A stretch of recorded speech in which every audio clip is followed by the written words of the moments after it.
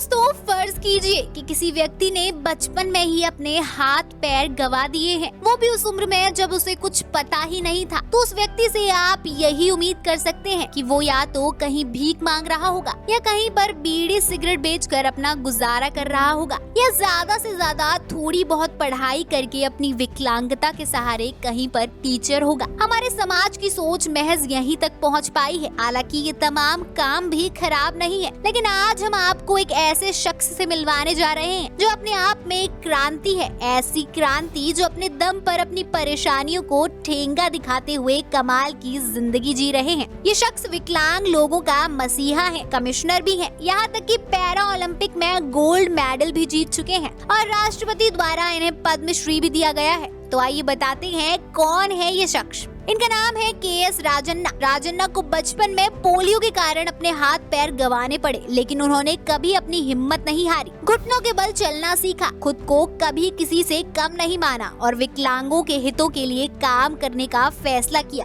और काम ऐसा किया कि राष्ट्रपति से पद्म पुरस्कार मिला। 64 साल के राजन्ना मूल रूप से बेंगलुरु में रहने वाले हैं। महज 11 साल की उम्र में पोलियो की वजह से उन्हें अपना हाथ पैर गंवाना पड़ा। सामाजिक कार्यकर्ता के रूप में उन्होंने अपनी पहचान बनाई, लेकिन उनकी पहचान सिर्फ एक सोशल वर्कर की ही नहीं है। साल 1975 में उन्होंने स्टेट सिविल परीक्षा में सफलता हासिल की थी। 1980 में उन्होंने मैकेनिकल इंजीनियरिंग में डिप्लोमा किया। साल 2002 में हुए पैरा ओलंपिक के डिस्क थ्रो यानी चक्का फेंक स्पर्धा में उन्होंने देश के लिए स्वर्ण पदक और तैराकी में रजत पदक जीतकर खुद को एक खिलाड़ी के रूप में भी स्थापित किया। इसके अलावा उन्होंने ड्राइविंग भी सीखी। उन्होंने लिंगराजपुरम ब्लॉक के कांग्रेस कमेटी के महासचिव के रूप में भी काम किया। उन्हें एस.एम. कृष्णा के कार्यालय के दौरान तत्कालीन बेंगलुरु सिटी कॉर्पोरेशन में पार्षद के रूप में नामांकन के लिए अनुशंसित किया गया था। इसके अलावा उन्होंने खुद का बिजनेस शुरू किया। जनवरी 2024 तक उन्होंने अपने उद्यम के जरिए 500 से अधिक विकलांग लोगों को रोजगार दिया। 2013 में राजन्ना को कमिश्नर फॉर डिसेबल्ड का पद दिया गया। वो राज्य के पहले विकलांग आयुक्त बनाए गए थे।